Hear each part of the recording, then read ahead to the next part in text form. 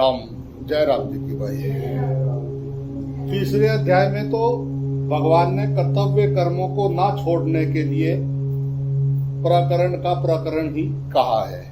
जय राम जी की। कर्मों का त्याग करने से ना तो निष्कर्मता की प्राप्ति होती है और ना सिद्धि ही होती है। जय राम जी चौथे श्लोक में ये बताया। की। जय राम।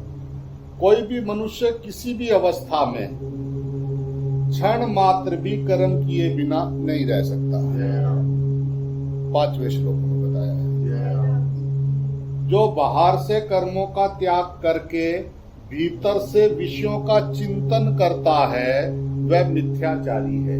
जय राम जी। ये छठे श्लोक में भगवान ने बताया है जय राम जी। कि बाहर से तो कर्म नहीं कर रहा है पर अंदर से उस कर्म के बारे में विचार विमर्श चल रहा है। जय राम। तो भगवान कह रहे हैं कि वो मिथ्याचारी है। जय राम।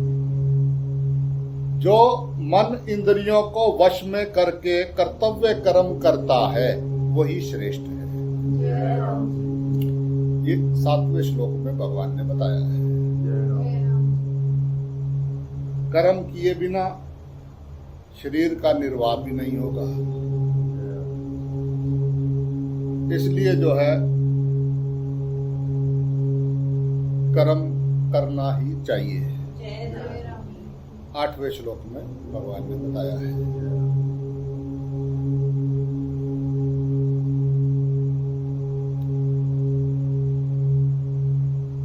बंधन के भय से भी कर्मों का त्याग करना उचित नहीं है, जय राम। क्योंकि केवल कर्तव्य पालन के लिए कर्म करना बंधन कारक नहीं है।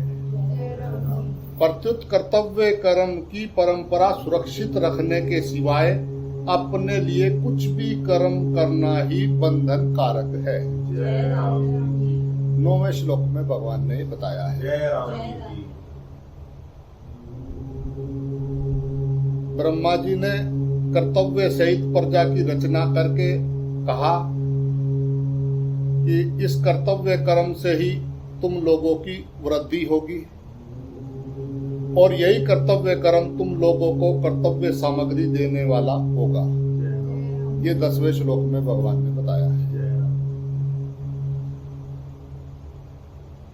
मनुष्य और देवता दोनों ही कर्तव्य का पालन करते हुए कल्याण को प्राप्त होंगे। ये 11वें श्लोक में भगवान ने बताया है। जो कर्तव्य का पालन किए बिना प्राप्त सामग्री का उपभोग करता है वह चोर है। ये 12वें श्लोक में भगवान ने बताया है। जय राम जी। कर्तव्य कर्म करके अपना निर्वाह करने वाला संपूर्ण पापों से मुक्त हो जाता है जय राम। और जो केवल अपने लिए ही कर्म करता है वह पापी पाप का भी भक्षण करता है। जय राम। ये जो है 13वें श्लोक में भगवान ने बताया है।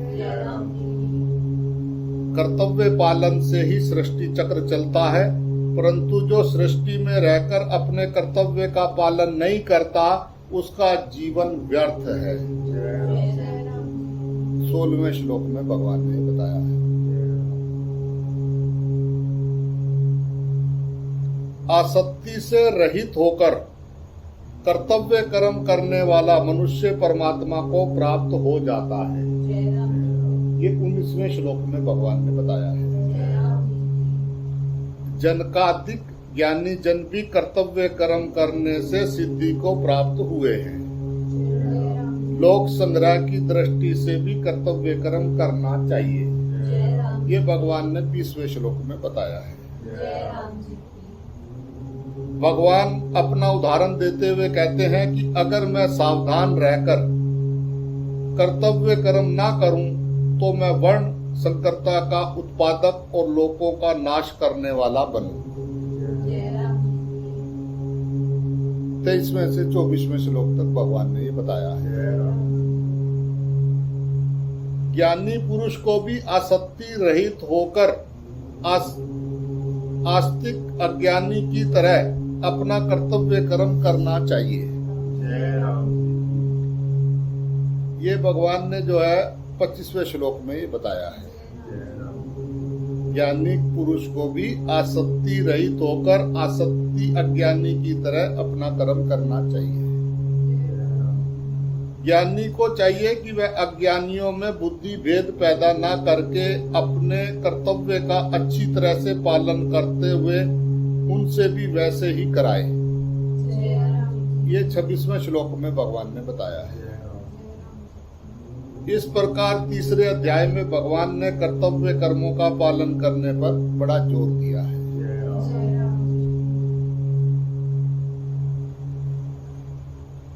राम।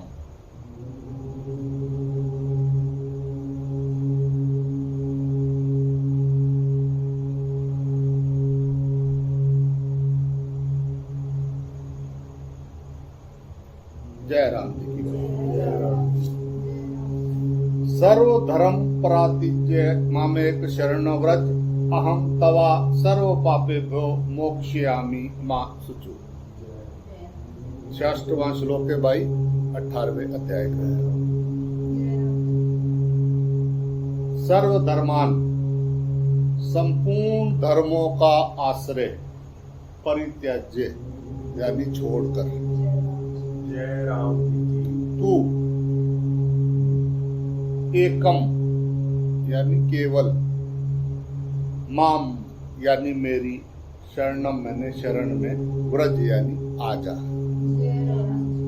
अहम यानी मैं, तवा यानी तुझे, सर्व पापेभ्य संपूर्ण पापों से मोक्षयामि मुक्त कर दूंगा, मां सुच चिंता मत कर। जय राम।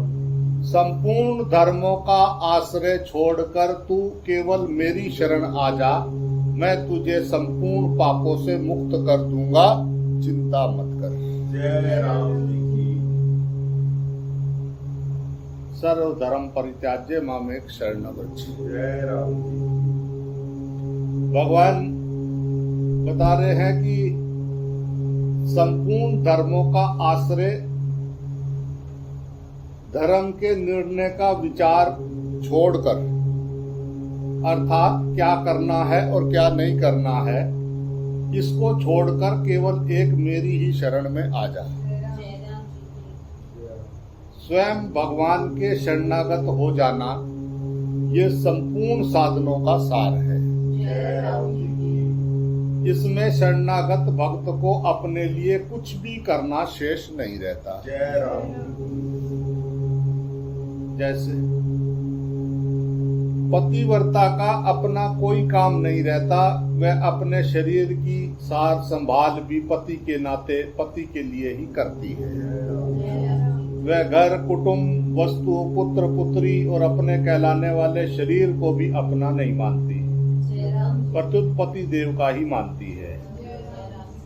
इसका तात्पर्य ये हुआ कि जिस प्रकार पतिव्रता पति के परायण होकर पति के गोत्र में ही अपना गोत्र मिला देती है और पति के ही घर पर रहती है, उसी प्रकार शरणागत भक्त भी शरीर को लेकर माने जाने वाले गोत्र, जाति, नाम आदि को भगवान के चरणों में अर्पण करके निर्भय, निशोक और निश्चिंत और निशंक हो जाता है। गीता जी में जो है, यहाँ जो है धर्म शब्द कर्तव्य कर्म का वाचक है। कारण कि इसी अध्याय के 41वें से 44वें श्लोक तक स्वभावज कर्म शब्द आए हैं। फिर 47वें श्लोक के पूर्वार्ध में स्वधर्म शब्द आया है। उसके बाद 47वें श्लोक के उत्तरार्ध में तथा प्रकरण के अंत में 48वें श्लोक में कर्म शब्द आया है। इसका तात्पर्य ये हुआ कि आदि और अंत में कर्म शब्द आया है और बीच में स्वधर्म शब्द आया है। तो इससे स्वतः ही धर्म शब्द कर्तव्य कर्म का वाचक सिद्ध हो जाता है। अब यहाँ एक प्रश्न ये होता है कि सर्वधर्म परित्याज्य पद से क्या धर्म अर्थात कर्तव्य कर्म का स्वरूप से त्याग माना जाए? इसका उत्तर ये है कि धर्म का स्वरूप से त्याग करना ना तो गीता जी के अनुसार ठीक है और ना यहाँ के प्रसंग के अनुसार ही ठीक है। क्योंकि भगवान की ये बात सुनकर अर्जुन ने कर्तव्य कर्म का त्याग नहीं किया, प्रत्युत करिष्ये वचनव तव 18वें अध्याय के 73वें श्लोक में कहकर भगवान की आज्ञा के अनुसार कर्तव्य कर्म का पालन करना स्वीकार किया है। केवल स्वीकार ही नहीं किया, प्रत्युत अपने क्षत्रिय धर्म के अनुसार युद्ध भी किया है। अतः उपयुक्त पद में धर्म अर्थात कर्तव्य का त्याग करने की बात नहीं है। भगवान भी कर्तव्य के त्याग की बात कैसे कर सकते हैं? भगवान ने इसी अध्याय के 6 श्लोक में कहा है कि यज्ञ, दान, तप और अपने अपने वर्ण आश्रम के जो कर्तव्य हैं उनका कभी त्याग नहीं करना चाहिए, प्रत्युत उनको जरूर करना चाहिए। गीता जी का पूरा अध्ययन करने से जो है ये मालूम होता है कि मनुष्य को किसी भी हालत में कर्तव्य कर्म का त्याग नहीं करना चाहिए। अर्जुन तो युद्ध रूप कर्तव्य कर्म को छोड़कर भिक्षा मांगना श्रेष्ठ समझते थे, दूसरे अध्याय के 5वें श्लोक में, परंतु भगवान ने इसका निषेध किया। दूसरे अध्याय के 31वें से जो है 48वें श्लोक तक। इससे भी यही सिद्ध होता है कि यहाँ सब रूप से धर्मों का त्याग नहीं है। अब एक विचार करना यह है कि यहाँ संपूर्ण धर्मों के त्याग से क्या लेना चाहिए। तो गीता जी के अनुसार संपूर्ण धर्मों अर्थात कर्मों को भगवान के अर्पण करना ही सर्वश्रेष्ठ धर्म है। इसमें संपूर्ण धर्मों के आश्रय का त्याग करना और केवल भगवान का आश्रय लेना, दोनों बातें सिद्ध हो जाती है। धर्म का आश्रय लेने वाले बार बार जन्म मरण को प्राप्त होते हैं। एवं त्रिय धर्म अनुप्रमन्ना गतागत काम कामा लभन्ते, ये 9वें अध्याय के 21वें श्लोक में भगवान ने बताया है। इसलिए धर्म का आश्रय छोड़कर भगवान का ही आश्रय लेने पर फिर अपने धर्म का निर्णय करने की जरूरत नहीं रहती है। आगे अर्जुन के जीवन में ऐसा हुआ भी है। अर्जुन का कर्ण के साथ युद्ध हो रहा था। इस बीच कर्ण ने रथ का चक्का पृथ्वी में धंस गया, तो कर्ण रथ से नीचे उतरकर रथ के चक्के को निकालने का उद्योग करने लगा और अर्जुन से बोला कि जब तक मैं ये चक्का निकाल न लूं तब तक तुम ठहर जाओ, क्योंकि तुम रथ पर हो और मैं रथ से रहित हूं और दूसरे कार्य में लगा हुआ हूं। ऐसे समय रथी को उचित है कि उस पर बाण ना छोड़े। तुम शस्त्र अर्जुन के समान शस्त्र और शास्त्र के ज्ञाता हो और धर्म को जानने वाले हो, इसलिए मेरे ऊपर प्रहार करना उचित नहीं है। कर्ण की बात सुनकर जो है अर्जुन ने बाण नहीं चलाया। तब जो है भगवान ने कर्ण से कहा कि तुम्हारे जैसे आतताई को किसी तरह से मार देना धर्म ही है, पाप नहीं है। और अभी अभी तुमने 6 महारथियों ने मिलकर अकेले अभिमन्यु को घेर कर उसे मार डाला। अतः धर्म की दुहाई देने से कोई लाभ नहीं है। हाँ, ये सौभाग्य की बात है कि इस समय तुम्हें धर्म की बात याद आ रही है, पर जो स्वयं धर्म का पालन नहीं करता उसे धर्म की दुहाई देने का कोई अधिकार नहीं है। ऐसा कहकर भगवान ने अर्जुन को बाण चलाने की आज्ञा दी। तो अर्जुन ने बाण चलाना आरंभ कर दिया। इस प्रकार यदि अर्जुन अपनी बुद्धि से धर्म का निर्णय करते तो भूल कर बैठते हैं। अतः उन्होंने धर्म का निर्णय भगवान पर ही रखा और भगवान ने धर्म का निर्णय किया भी। अर्जुन के मन में संदेह था कि हम लोगों के लिए युद्ध करना श्रेष्ठ है अथवा युद्ध ना करना श्रेष्ठ है। दूसरे अध्याय के 6 श्लोक में, यदि हम युद्ध करते हैं तो अपने कुटुंब का नाश होता है और अपने कुटुंब का नाश करना बड़ा भारी पाप है। इससे तो अनर्थ परंपरा ही बढ़ेगी। पहले अध्याय के जो है 40वें से 44वें श्लोक तक इसके ऊपर चर्चा हुआ है। जय राम और दूसरी बात, हम लोग देखते हैं तो क्षत्रिय के लिए युद्ध से बढ़कर श्रेय का कोई साधन नहीं है। अतः भगवान कहते हैं कि क्या करना है और क्या नहीं करना है, क्या धर्म है क्या अधर्म है, इस पचड़े में तू क्यों पड़ता है। जय राम तू धर्म के निर्णय का भार मेरे पर छोड़ दे, यही सर्व धर्म परित्याज्य का तात्पर्य है। जय राम जी की भाई इच्छा राम जी की बोलना पड़ेगा भाई। जय राम जी की मामेक शरण वृक्ष। इन पदों में एकम पद माम का विश्लेषण नहीं हो सकता, क्योंकि माम भगवान एक ही है, अनेक नहीं है। जय राम इसलिए एकम पद का अर्थ अनन्य लेना ही ठीक बैठता है। जय राम दूसरी बात, अर्जुन ने तदेक वद निश्चित तीसरे अध्याय के जो दूसरे श्लोक में प्रश्न पूछा, और यह क्षेत्र एत्योरेकम 5वें अध्याय के पहले पदों में भी एकम पद से सांख्य और कर्म योग के विषय में एक निश्चित श्रेय का साधन पूछा है। उसी एकम पद को लेकर भगवान यहाँ ये बताना चाहते हैं कि सांख्य योग, कर्म योग आदि जितने भी भगवत प्राप्ति के साधन हैं, उन संपूर्ण साधनों में मुख्य साधन एक अनन्य शरणागति ही है। जय राम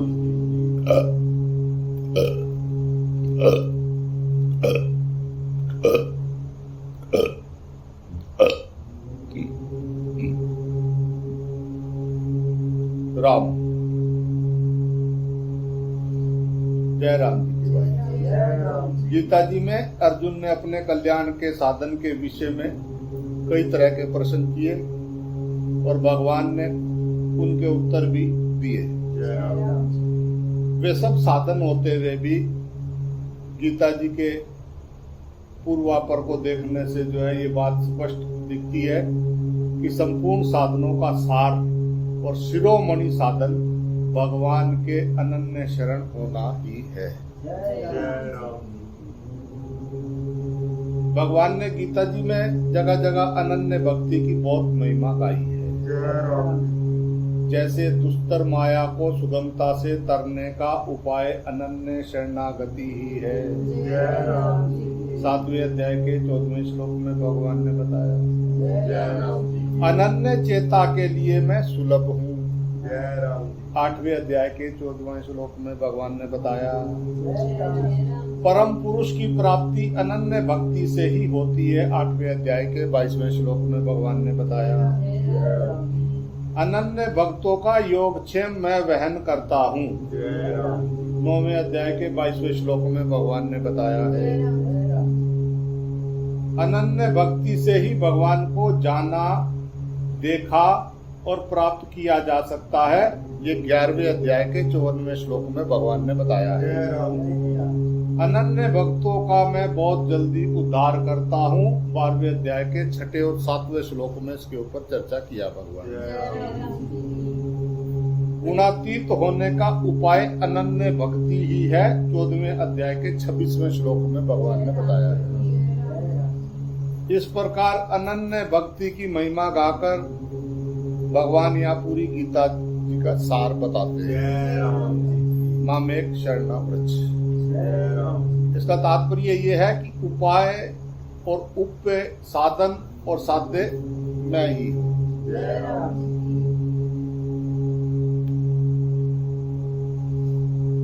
मामेक शरणाव्रत का तात्पर्य कि मन बुद्धि के द्वारा शरणागति को स्वीकार करना नहीं है, परंतु स्वयं को भगवान की शरण में जाना है।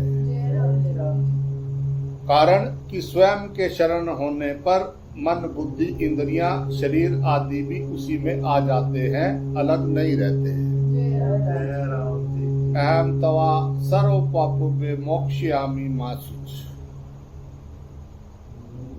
या कोई ऐसा मान सकता है कि पहले अध्याय में जो है अर्जुन ने जो युद्ध से पाप होने की बात कही थी, उन पापों से छुटकारा दिलाने का प्रलोभन भगवान ने दिया है, परंतु ये मान्यता युक्ति संगत नहीं है। क्योंकि जब अर्जुन सर्वथा भगवान के शरण हो गए, तब उनके पाप कैसे रह सकते हैं।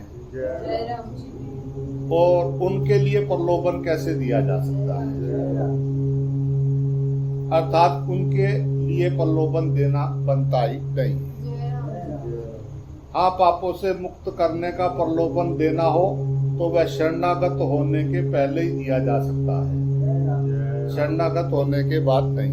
जय राम मैं तुझे संपूर्ण पापों से मुक्त कर दूंगा।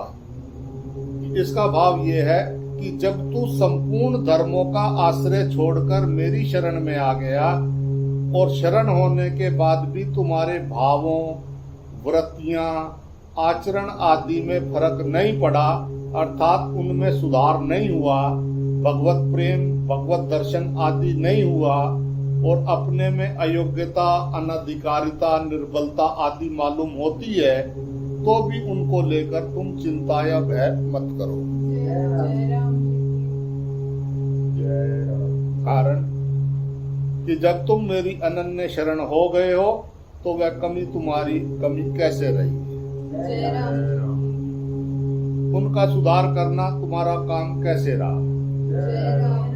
वह कमी मेरी कमी है, अब उस कमी को दूर करना, उसका सुधार करना मेरा काम रहा। तुम्हारा तो बस एक ही काम है, वह काम है निर्भय, निशोक, निश्चिंत, निशंक होकर मेरे चरणों में पड़े रहना। परंतु अगर तेरे में भय, चिंता, वहम आदि दोष आ जाएंगे तो वे शरणागति में बाधक हो जाएंगे और सब भार तेरे पर आ जाएगा। शरण होकर अपने पर भार लेना शरणागति में कलंक है। जैसे विभीषण भगवान राम के चरणों की शरण हो जाते हैं तो फिर भविष्य विभीषण के दोष को भगवान अपना ही दोष मानते हैं। एक समय जो है विभीषण जी समुद्र के इस पार आए, वहां जो है विप्रघोष नामक गांव में जो है उसने एक अज्ञात उनसे ब्रह्म हत्या हो गई। इस पर जो है वहां के ब्राह्मणों ने इकट्ठा होकर विभीषण जी को खूब मारा पीटा, पर वे मरे नहीं। फिर ब्राह्मणों ने उन्हें जंजीरों से बांधकर जमीन के भीतर एक गुफा में ले जाकर बंद कर दिया। राम जी को विभीषण के कैद होने का पता लगा तो वह पुष्पक विमान के द्वारा तत्काल जो है विप्रघोष नामक गांव में पहुंच गए और वहां विभीषण जी का पता लगाकर उनके पास गए।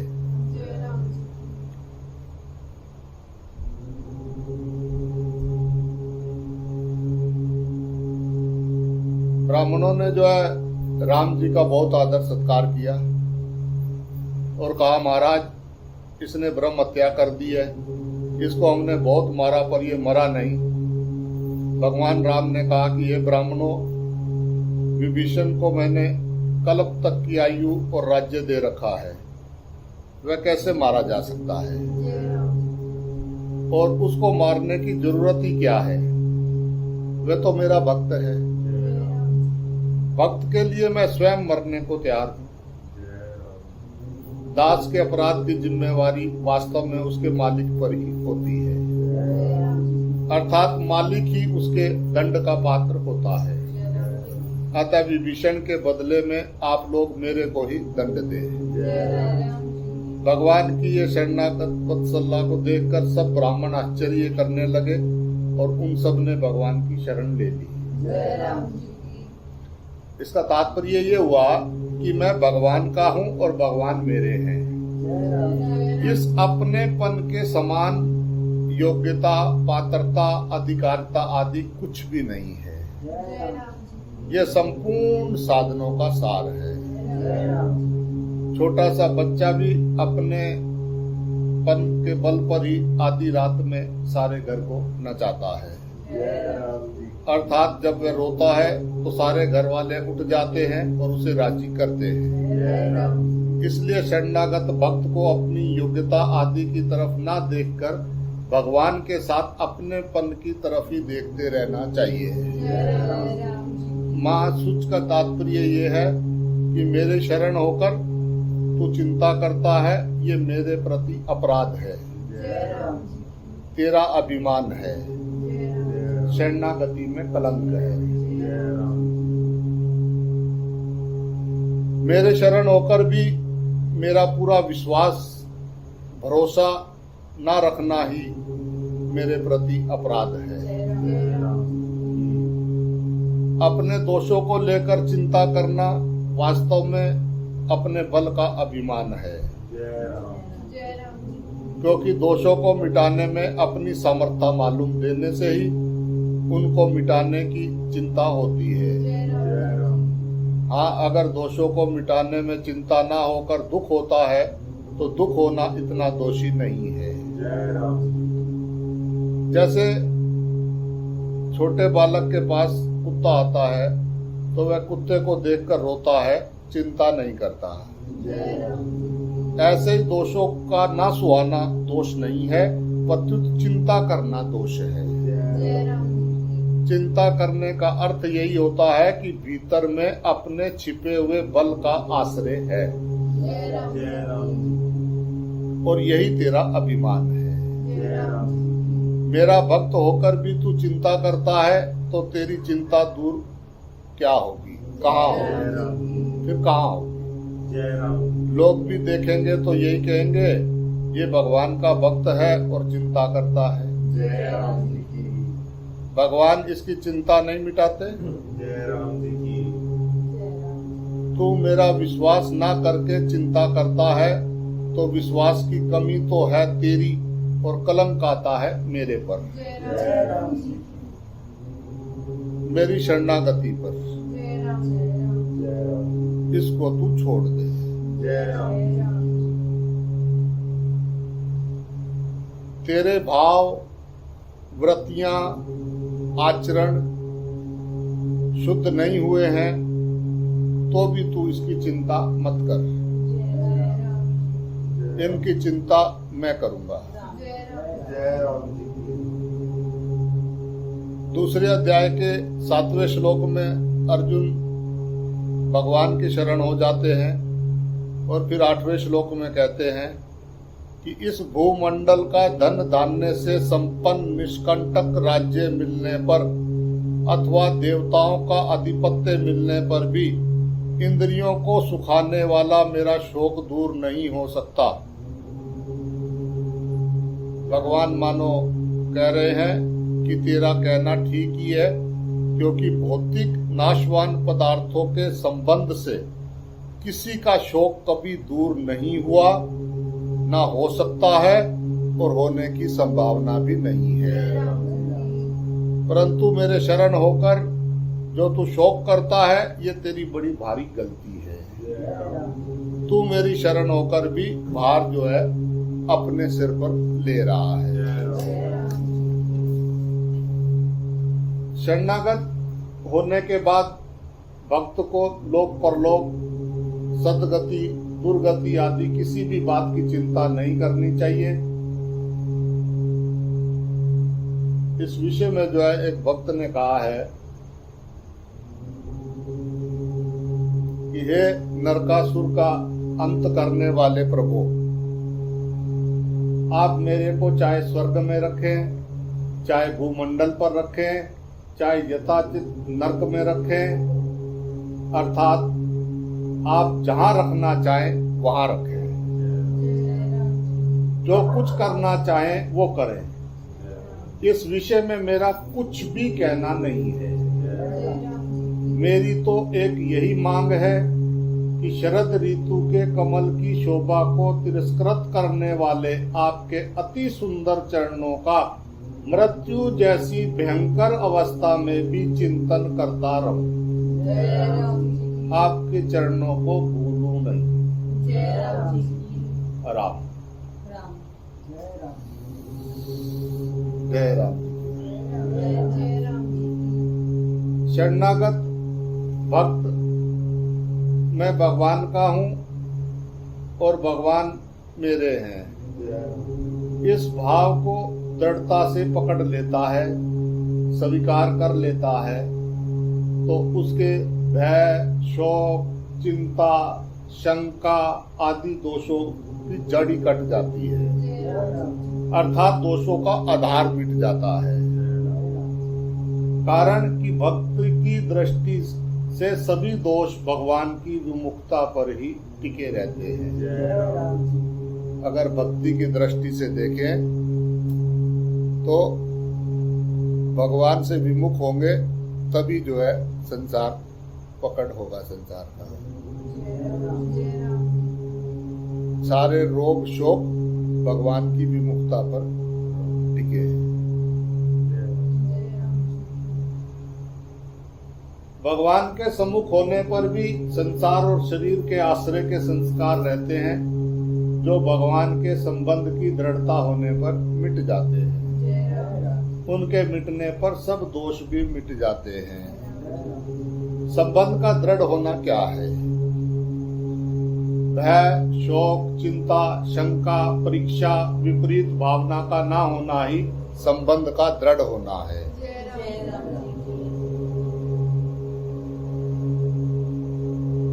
अब जो है इन पर विचार करें कि ये निर्भय होना, आचरणों की कमी होने से भीतर से भय पैदा होता है। सांप, बिच्छू, बाघ आदि से बाहर से भय पैदा होता है। शरणागत भक्त के ये दोनों ही प्रकार के भय मिट जाते हैं। इतना ही नहीं, पतंजलि महाराज ने जिस मृत्यु के भय को 5वां क्लेश माना है और जो बड़े बड़े विद्वानों को भी होता है, वह भय भी सर्वथा मिट जाता है। अब मेरी वृत्तियां खराब हो जाएंगी, ऐसा भय का भाव भी साधक को भीतर से ही निकाल देना चाहिए, क्योंकि मैं भगवान की कृपा में तदंतर हो गया हूँ। अब मेरे को किसी बात का भय नहीं है। इन वृत्तियों को मेरी मानने से ही मैं इनको शुद्ध नहीं कर सका, क्योंकि इनको मेरी मानना ही मलिनता है। ममता मल जरी जाए मानस में ये आया है। अतः अब मैं कभी भी इनको मेरी नहीं मानूंगा। जब वृत्तियां मेरी है ही नहीं तो मेरे को भय किस बात का? अब तो केवल भगवान की कृपा ही कृपा है। भगवान की कृपा ही सर्वत्र परिपूर्ण हो रही है। ये बड़ी खुशी की, बड़ी प्रसन्नता की बात है। कई ऐसी शंका करते हैं कि भगवान की शरण होकर उनका भजन करने से तो द्वैत हो जाएगा, अर्थात भगवान और भक्त ये दो हो जाएंगे।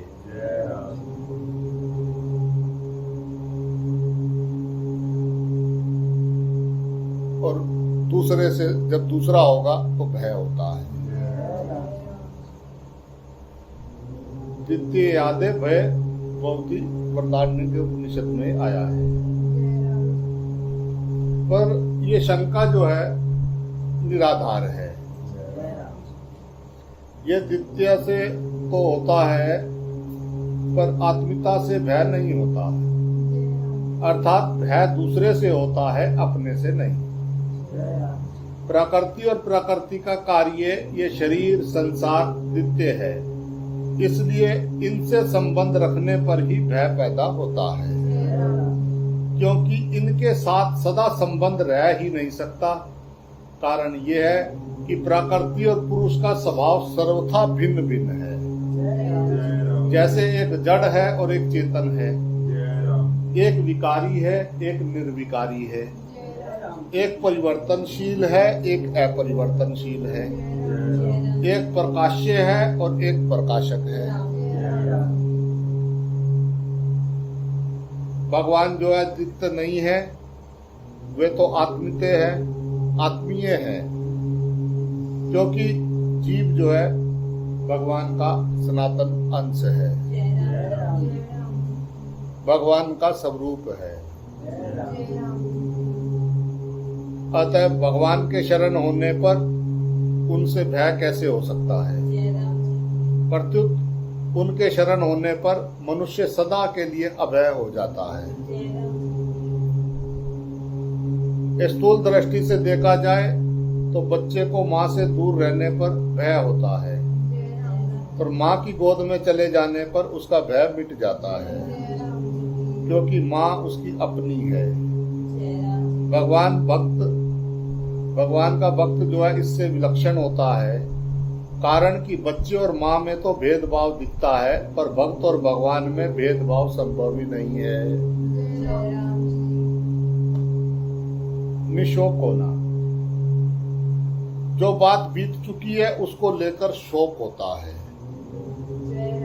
बीती हुई बात को लेकर शोक करना बड़ी भारी भूल है, क्योंकि जो हुआ है वह असंभावी था, वो होना था, और जो नहीं होने वाला है वह कभी हो ही नहीं सकता। तथा अभी भी जो हो रहा है वो ठीक ठीक वास्तविक होने वाला ही हो रहा है, फिर उसमें शोक करने की कोई बात ही नहीं है।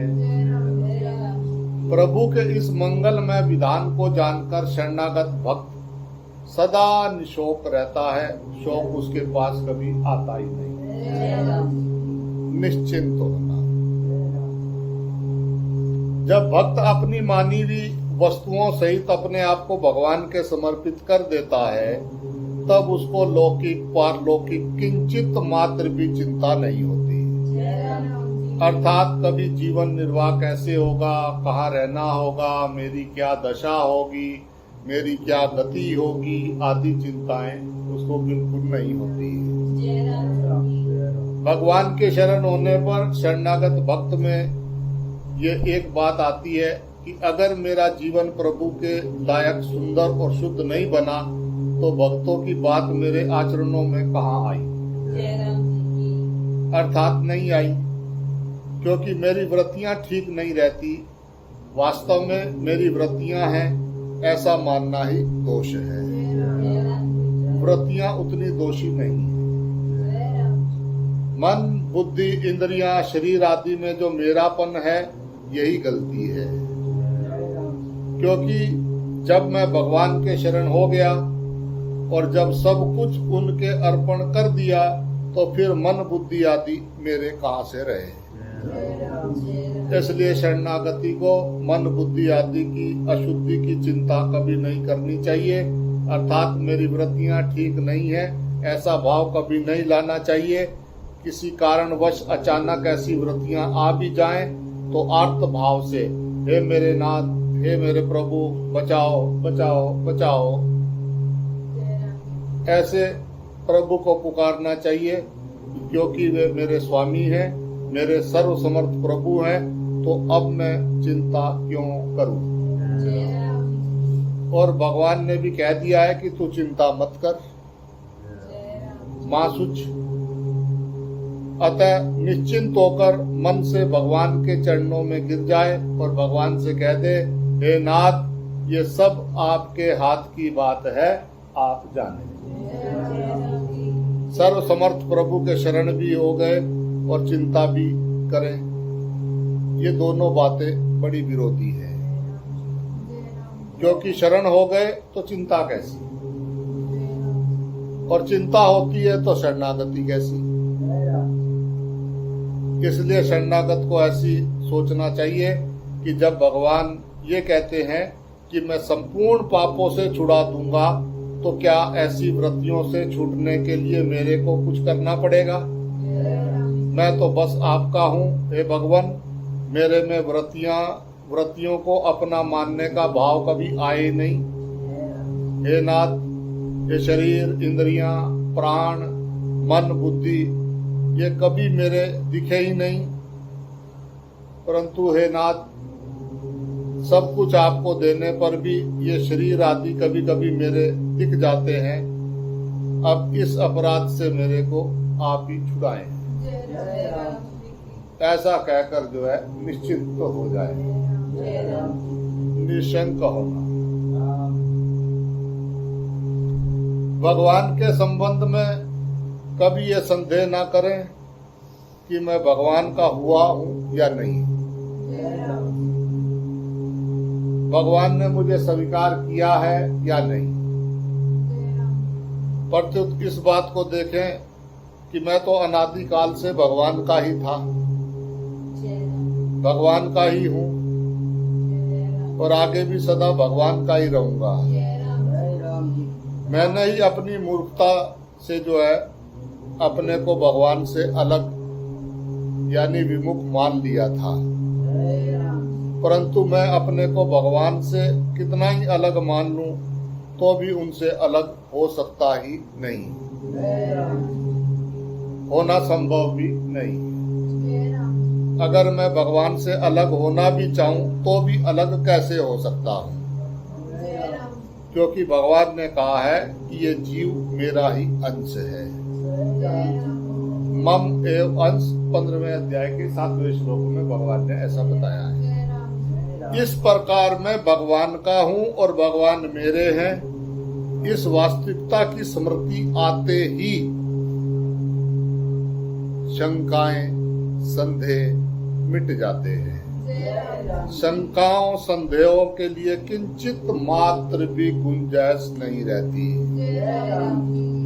भगवान की शरण होकर ऐसी परीक्षा ना करें कि जब मैं भगवान की शरण हो गया हूँ तो मेरे में ऐसे ऐसे लक्षण घटने चाहिए। यदि ऐसे लक्षण मेरे में नहीं है तो मैं भगवान के शरण कहाँ हुआ।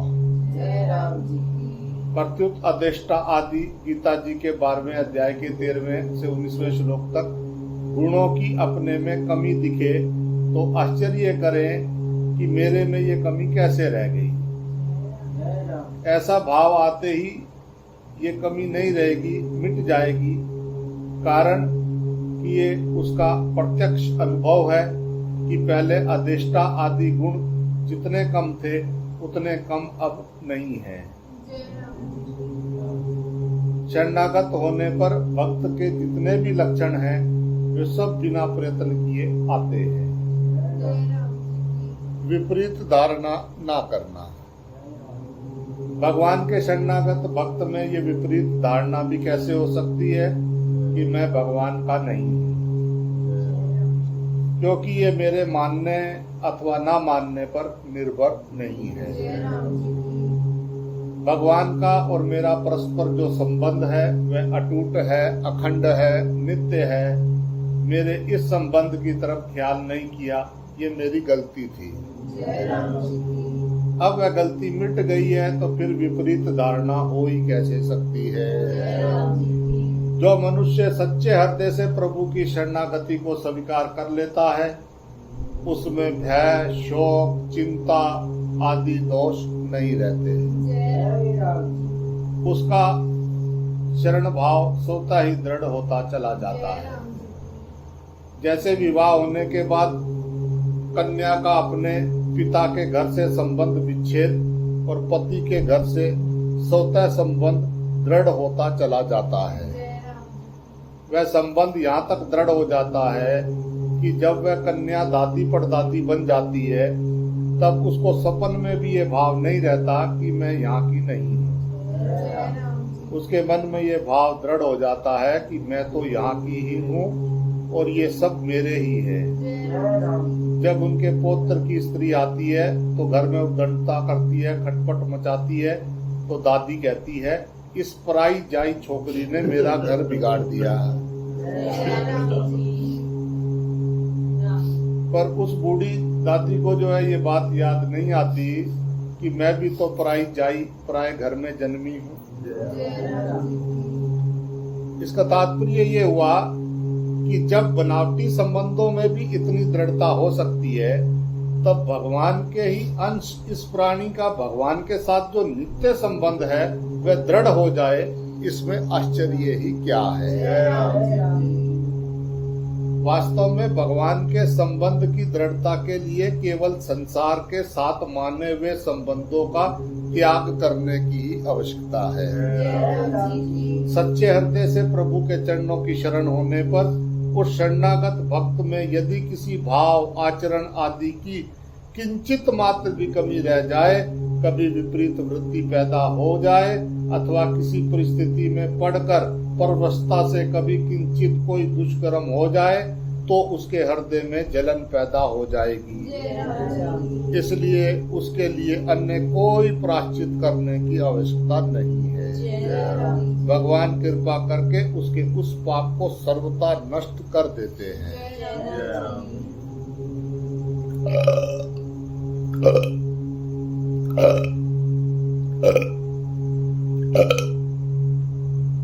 राम भगवान भक्त के अपनेपन को ही देखते हैं, गुणों और अवगुणों को नहीं।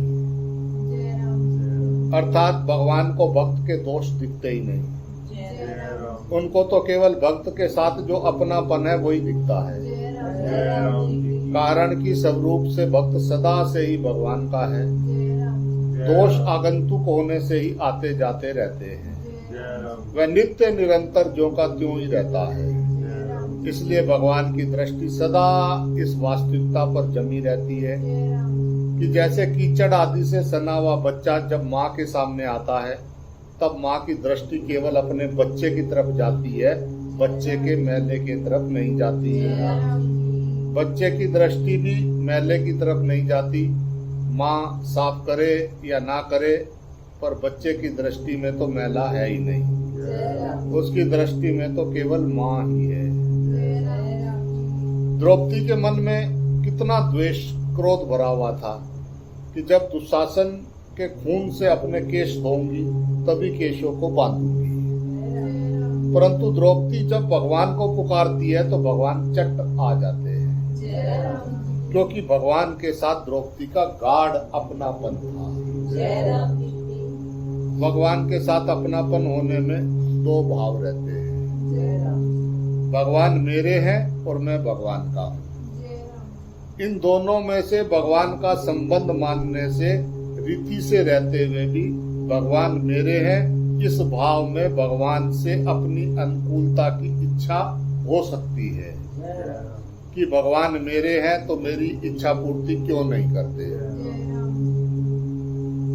परंतु मैं भगवान का हूँ, इस भाव में भगवान से अपनी अनुकूलता की इच्छा नहीं हो सकती, क्योंकि मैं भगवान का हूँ तो भगवान मेरे लिए जैसा ठीक समझे वैसा निसंकोच होकर करे।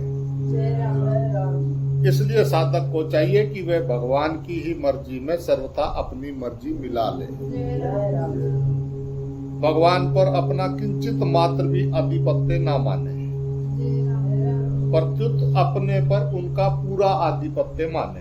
जय राम कहीं भी भगवान हमारे मन की करें तो उसमें संकोच हो कि मेरे लिए भगवान को ऐसा करना पड़ा। यदि अपने मन की बात पूरी होने से संकोच नहीं होता, प्रत्युत संतोष होता है, तो ये शरणागति नहीं है। शरणागत भक्त शरीर, इंद्रियां, मन, बुद्धि के प्रतिकूल परिस्थितियों में भी भगवान की मर्जी समझकर प्रसन्न रहता है। जय राम शरणागत भक्त को अपने लिए कभी किंचित मात्र भी कुछ करना शेष नहीं रहता है, क्योंकि उसने संपूर्ण ममता वाली वस्तुओं सहित अपने आप को भगवान के समर्पित कर दिया, जो वास्तव में प्रभु का ही था। अब करने कराने आदि का सब काम भगवान का ही रह गया। ऐसी अवस्था में वह कठिन से कठिन और भयंकर से भयंकर घटना परिस्थिति में भी अपने पर प्रभु की महान कृपा देखकर सदा प्रसन्न रहता है, मस्त रहता है। जैसे गरुड़ जी के पूछने पर काकभुशुंडी जी ने अपने पूर्व जन्म के ब्राह्मण शरीर की एक कथा सुनाई, जिसमें जो है लोमश ऋषि ने शाप देकर उन्हें ब्राह्मण को जो है पक्षियों में नीच चंडाल पक्षी कौवा बना दिया। परंतु काकभुशुंडी जी के मन में ना कुछ भय हुआ और ना कुछ दीनता आई। उन्होंने उसमें भगवान का शुद्ध विधान ही समझा। केवल समझा ही नहीं, प्रत्युत मन ही मन बोल उठे, उर प्रेरक रघुवंश विभूषण। ऐसा भयंकर शाप मिलने पर भी जब काकभुशुंडी जी की प्रसन्नता में कोई कमी नहीं आई, तब जो है लोमश ऋषि ने उनको भगवान का प्यारा भक्त समझकर अपने पास बुलाया और बालक राम जी का ध्यान बताया। फिर जो है भगवान की कथा सुनाई और अत्यंत प्रसन्न होकर काकभुशुंडी जी के सिर पर हाथ रखकर आशीर्वाद दिया कि मेरी कृपा से तुम्हारे हृदय में अबाध अखंड राम भक्ति रहेगी। तुम राम जी के प्यारे हो जाओगे। तुम संपूर्ण गुणों की खान बन जाओगे।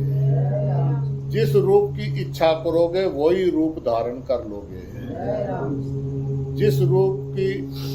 जिस स्थान पर तुम रहोगे उसमें 1 योजन पर्यंत माया का कंटक किंचित मात्र भी जो है नहीं आएगा। इस प्रकार बहुत से आशीर्वाद देते ही आकाशवाणी हुई, हे ऋषि, तुमने जो कुछ कहा है वह सब सच होगा। ये मन वाणी कर्म से मेरा भक्त है। इन्हीं बातों को लेकर भगवान के विधान में सदा प्रसन्न रहने वाले काकभुशुंडी जी ने कहा है कि भक्ति पक्ष हट करी रेहू दीनी महर्षि साप, मुनि दुर्लभ बर पायो देखू भजन प्रताप। यहाँ भजन जो है, प्रताप शब्दों का अर्थ जो है भगवान के विधान में हर समय प्रसन्न रहना। विपरीत से विपरीत अवस्था में भी प्रेमी भक्त की प्रसन्नता अधिक से अधिक बढ़ती रहती है, क्योंकि प्रेम का स्वरूप ही प्रतिक्षण वर्तमान है। ये नियम है कि जो चीज अपनी होती है वह सदा ही अपने को प्यारी लगती है। भगवान संपूर्ण जीवों को अपना प्रिय मानते हैं। सब मम प्रिय सब मम उपजाए, मानस में आया है। और इस जीव को भी प्रभु स्वतः ही प्रिय लगते हैं। हाँ, ये बात दूसरी है कि ये जीव परिवर्तनशील संसार और शरीर को भूल से जो है अपना मानकर अपने प्यारे प्रभु से विमुख हो जाता है। इसके विमुख होने पर भी भगवान ने अपनी तरफ से किसी भी जीव का त्याग नहीं किया है और न कभी त्याग कर ही सकते हैं। कारण जीव सदा से साक्षात भगवान का ही अंश है। इसलिए संपूर्ण जीवों के साथ भगवान की आत्मीयता अक्षुण अखंड रूप से स्वाभाविक ही बनी हुई है। इसी से वे मात्र जीवों पर कृपा करने के लिए अर्थात भक्तों की रक्षा, दुष्टों का विनाश और धर्म की स्थापना, इन तीनों बातों के लिए समय समय पर अवतार लेते हैं। 4 अध्याय के 8वें श्लोक में भगवान ने ऐसा बताया। इन तीनों बातों में केवल भगवान की आत्मीयता ही टपक रही है, नहीं तो भक्तों की रक्षा, दुष्टों का नाश और धर्म की स्थापना से भगवान का क्या प्रयोजन सिद्ध होता है। अर्थात कुछ भी प्रयोजन सिद्ध नहीं होता। भगवान तो ये तीनों ही काम केवल प्राणी मात्र के कल्याण के लिए ही करते हैं। इससे भी प्राणी मात्र के साथ भगवान की स्वाभाविक आत्मीयता, कृपालुता, प्रियति, हितेशता, स्वर्ग और निरपेक्ष उदारता ही सिद्ध होती है। और यहाँ भी इसी दृष्टि से अर्जुन से कहते हैं, मत भक्तो भाव मन मना भाव मदाजी भाव मां नमस्कुरु। इन चारों बातों में भगवान का तात्पर्य केवल जीव को अपने सम्मुख कराने में ही है, जिससे संपूर्ण जीव असत पदार्थों से विमुख हो जाएं, क्योंकि दुख, संताप, बार बार जन्मना मरना, मात्र विपत्ति आदि में मुख्य हेतु भगवान से विमुख होना ही है। जय राम जी की। भगवान जो कुछ भी विधान करते हैं वह संसार के संपूर्ण जीवों के कल्याण के लिए ही करते हैं। बस भगवान की इस कृपा की तरफ जीव की दृष्टि हो जाए तो फिर उसके लिए क्या करना बाकी रहा। जीवों के हित के लिए भगवान के हृदय में एक तड़पन है। इसलिए भगवान सर्व धर्म परित्याज्य मम एक शरणं व्रज वाली अत्यंत गोपनीय बात कह देते हैं। कारण कि भगवान जीव मात्र को अपना मित्र मानते हैं। स्वर्ग सर्वभूतानां 5वें अध्याय के 29वें श्लोक में भगवान ने बताया। और उन्हें ये स्वतंत्रता देते हैं कि वे कर्म योग, ज्ञान योग, भक्ति योग आदि जितने भी साधन हैं उनमें से किसी भी साधन के द्वारा सुगमता पूर्वक मेरी प्राप्ति कर सकते हैं जय राम जी। और दुख संताप आदि को सदा के लिए समूल नष्ट कर सकते हैं। जय राम जी। वास्तव में जीव का उद्धार केवल भगवत कृपा से ही होता है। कर्म योग, ज्ञान योग, भक्ति योग, अष्टांग योग, लय योग, हठ योग, राज योग, मंत्र योग आदि जितने भी साधन हैं वे सब के सब भगवान के द्वारा और भगवत तत्व को जानने वाले महापुरुषों के द्वारा ही प्रकट किए गए हैं। जय राम जी। अतः इन सब साधनों में भगवत कृपा ही ओतप्रोत है। जय राम। साधन करने में तो साधक निमित्त मात्र होता है, पर साधन की सिद्धि में भगवत कृपा ही मुख्य है। जय राम जी। शरणागत भक्त को तो ऐसी चिंता भी कभी नहीं करनी चाहिए कि वे अभी भगवान के दर्शन नहीं हुए, भगवान के चरणों में प्रेम नहीं हुआ, अभी वृत्तियां शुद्ध नहीं हुई आदि। जय राम जी। इस प्रकार की चिंता करना मानो बंदरिया का बच्चा बनना है। जय राम जी। बंदरिया का बच्चा स्वयं ही बंदरिये को पकड़ा रहता है। बंदरी कूदे फांदे किधर भी जाए, बच्चा स्वयं बंदरी से चिपका रहता है। जय राम जी। भक्त को तो अपनी सब चिंताएं भगवान पर छोड़ देनी चाहिए, अर्थात भगवान दर्शन दें ना दें, प्रेम दें ना दें, व्रतियां ठीक करें ना करें, हमें शुद्ध बनाएं ना बनाएं, ये सब भगवान की मर्जी पर छोड़ देना चाहिए। जय राम जी। उसे तो बिल्ली का बच्चा बनना चाहिए। बिल्ली का बच्चा अपनी माँ पर निर्भर रहता है। बिल्ली चाहे जहाँ रखे चाहे जहाँ ले जाए, बिल्ली अपनी मर्जी से बच्चे को उठाकर ले जाती है तो वह पैर समेट लेता है। ऐसे ही शरणागत भक्त संसार की तरफ से अपने हाथ पैर समेटकर केवल भगवान का चिंतन, नाम, जप आदि करते हुए भगवान की तरफ ही देखता रहता है। जय राम जी। भगवान का जो विधान है उसमें परम प्रसन्न रहता है। जय राम जी। अपने मन की कुछ भी नहीं लगाता है। जय राम जी। जैसे कुम्हार पहले मिट्टी को सिर पर उठाकर लाता है तो कुम्हार की मर्जी, फिर उस मिट्टी को गीला करके उसे रौंदता है तो कुम्हार की मर्जी, फिर चक्के पर चढ़ाकर घुमाता है, कुम्हार की मर्जी। मिट्टी कभी कुछ नहीं कहती। तुम घड़ा बनाओ, सकोरा बनाओ, मटकी बनाओ, कुम्हार चाहे जो बनाए उसकी मर्जी। ऐसे ही शरणागत भक्त अपनी कुछ भी मर्जी, मन की बात नहीं रखता। वह जितना अधिक निश्चिंत और निर्भय होता है, भगवत कृपा उसको अपने आप उतनी ही अधिक अपने अनुकूल बना लेती है। और जितनी वह चिंता करता है, अपना बल मानता है, उतनी ही वह आती हुई भगवत कृपा में बाधा लगाता है। अर्थात शरणागत होने पर भगवान की ओर से जो विलक्षण, विचित्र, अखंड रूप अटूट कृपा आती है, अपनी चिंता करने से उस कृपा में बाधा लग जाती है।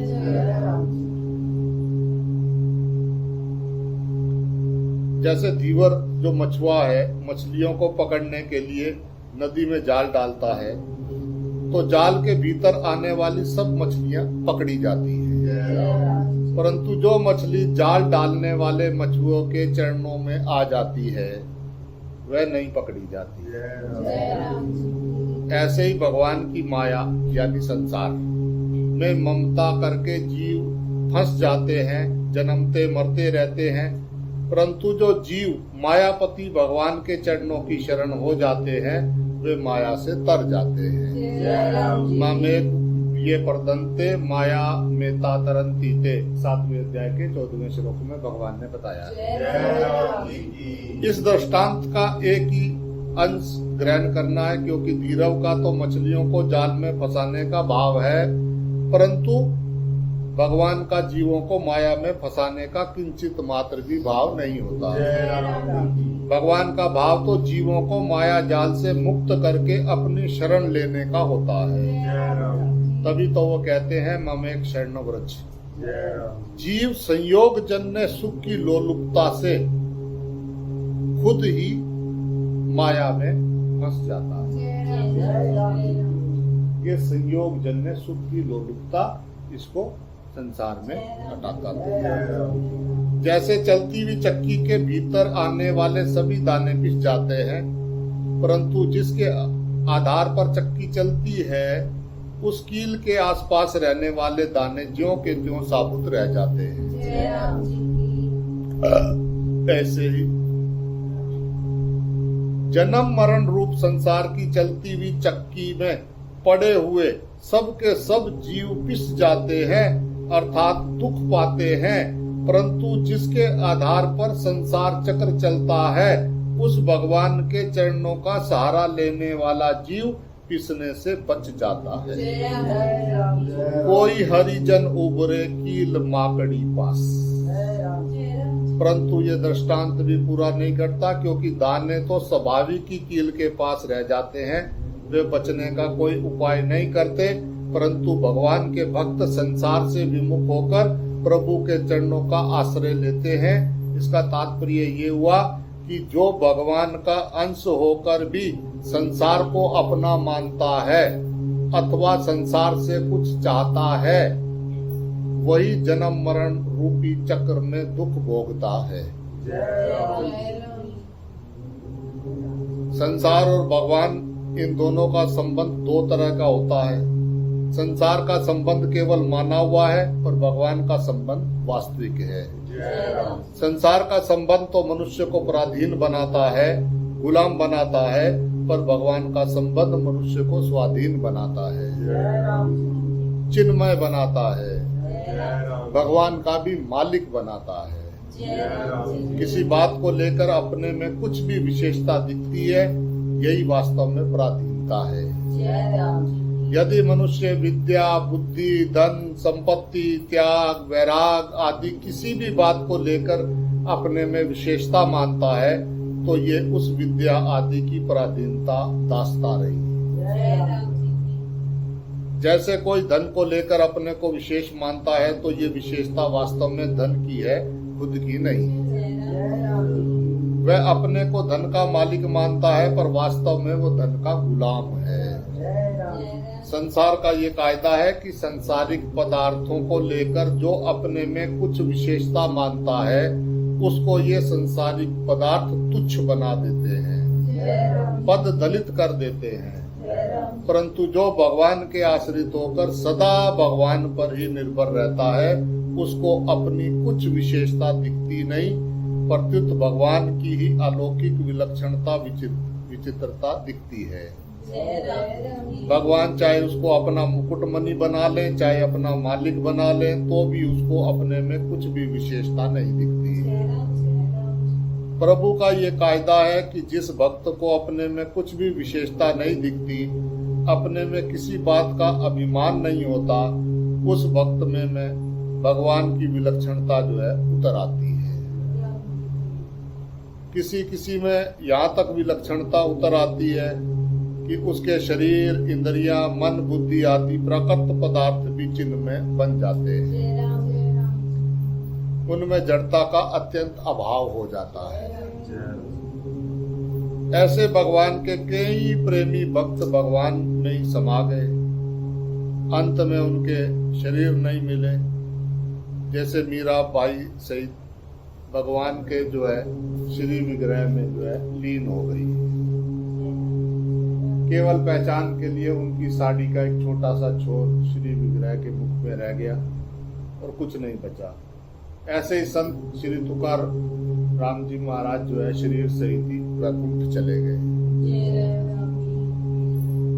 ज्ञान मार्ग में शरीर चिन्हता नहीं होता, क्योंकि ज्ञानी असत्य से संबंध विच्छेद करके असत्य से अलग होकर स्वयं चिन्ह तत्व में स्थित हो जाता है। परंतु जब भक्त भगवान के सम्मुख हो जाता है, तब उसके शरीर, इंद्रियां, मन, प्राण आदि सभी भगवान के सम्मुख हो जाते हैं। इसका तात्पर्य ये हुआ कि जिनकी दृष्टि केवल चिन्हमय तत्व पर ही है, अर्थात जिनकी दृष्टि केवल चिन्हमय तत्व पर रहती है, जिनकी दृष्टि में चिन्हमय तत्व से भिन्न जड़ता की स्वतंत्र सत्ता ही नहीं रहती, तो वह चिन्हमयता उनके शरीर आदि में भी उतर आती है और वे शरीर आदि चिन्ह में हो जाते हैं। हाँ, लोगों की दृष्टि में तो उनके शरीर में जड़ता दिखती है पर वास्तव में उनके शरीर चिन्मय ही होते हैं। जय राम जी की। भगवान के सर्वथा शरण हो जाने पर शरणागत के लिए भगवान की कृपा तो विशेषता से प्रकट होती ही है, पर मात्र संसार का स्नेह पूर्वक पालन करने वाली और भगवान से अभिन्न रहने वाली वात्सल्यमयी माता लक्ष्मी का प्रभु शरणागत पर कितना अधिक स्नेह होता है, वे कितना अधिक प्यार करती है, इसका कोई भी वर्णन नहीं कर सकता। लौकिक व्यवहार में भी देखने में आता है कि पतिव्रता स्त्री को पितृभक्त पुत्र बहुत प्यारा लगता है। दूसरी बात, प्रेम भाव से परिपूर्ण प्रभु जब अपने भक्त को देखने के लिए गरुड़ पर बैठकर पधारते हैं, तब माता लक्ष्मी भी प्रभु के साथ गरुड़ पर बैठकर आती है। जिस गरुड़ की पंखों में सामवेद के मंत्रों का गान होता रहता है, परंतु कोई भगवान को ना चाहकर केवल माता लक्ष्मी को ही चाहता है, तो उसके स्नेह के कारण माता लक्ष्मी आ तो जाती है, पर उसका वाहन दिवांग उल्लू होता है। ऐसे वाहन वाली लक्ष्मी को प्राप्त करके मनुष्य भी माधान्त हो जाता है। अगर उस माँ को कोई भोग्य समझ लेता है तो उसका बड़ा भारी पतन हो जाता है, क्योंकि वह तो अपनी माँ को ही कुदृष्टि से देखता है, इसलिए वह महान अधम है।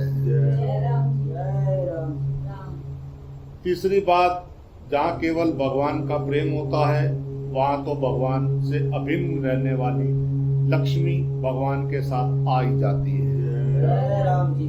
पर जहाँ केवल लक्ष्मी जी की चाहना है, वहाँ लक्ष्मी के साथ भगवान भी आ जाएं, ये नियम नहीं है।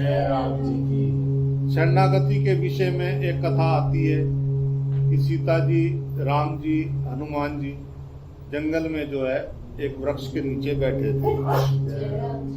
उस वृक्ष की शाखाओं पर जो है टहनियों पर एक लता छाई हुई थी। लता के कोमल कोमल तंतु फैल रहे थे। उन तंतुओं में कहीं पर नई नई कोपलें निकल रही थी, कहीं पर ताम पत्ते निकल रहे थे।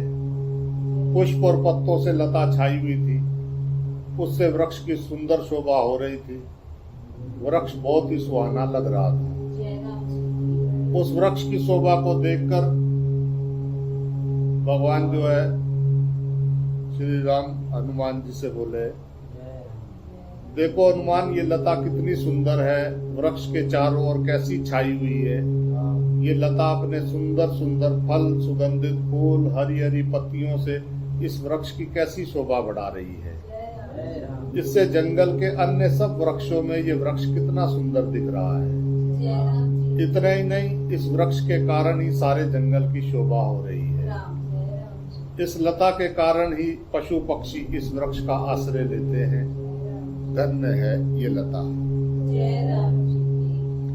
भगवान के मुख से लता की प्रशंसा सुनकर सीता जी हनुमान से बोली, देखो बेटा हनुमान, तुमने ख्याल किया नहीं? देखो इस लता का ऊपर चढ़ जाना, फूल पत्तों से छा जाना, तंतुओं का फैल जाना, ये सब वृक्ष के आश्रित हैं, वृक्ष के कारण ही है।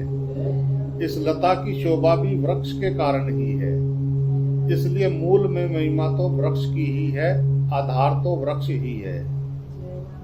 वृक्ष के सहारे के बिना लता स्वयं क्या कर सकती है, कैसे छा सकती है?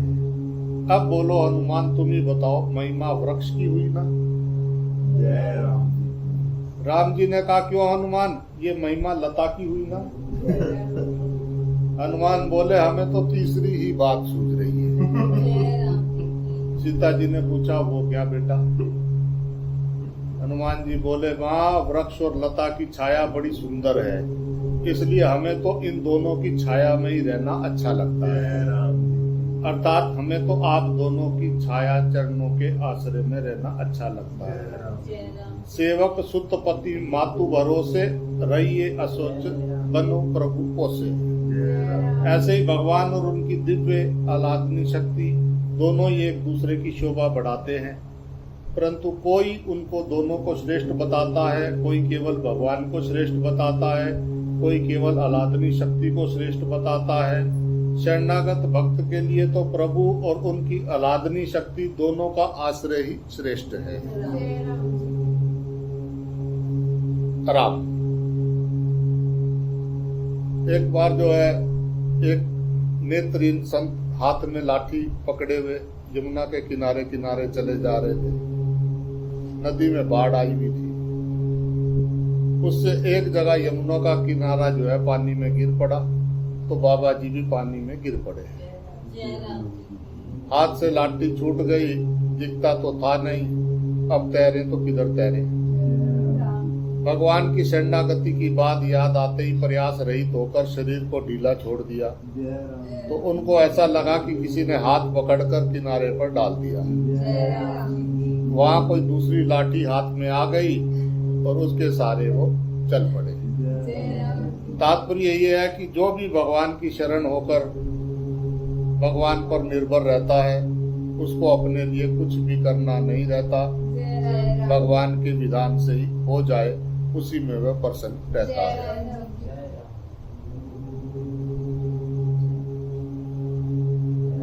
राम। जय राम।